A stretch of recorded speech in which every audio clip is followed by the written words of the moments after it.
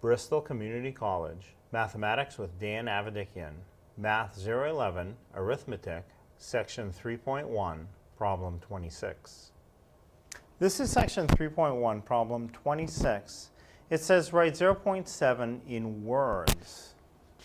So you could try and go directly into words, but I like to try and write it as a fraction first. So first let's convert this into a fraction. So the 0.7, to make a decimal into a fraction, first write anything that comes after the decimal point in the numerator. Then what you're going to do, the next step, is put as many zeros in the denominator as you have digits in the numerator. Then after that, the next step is put a 1 in front of the bottom zeros.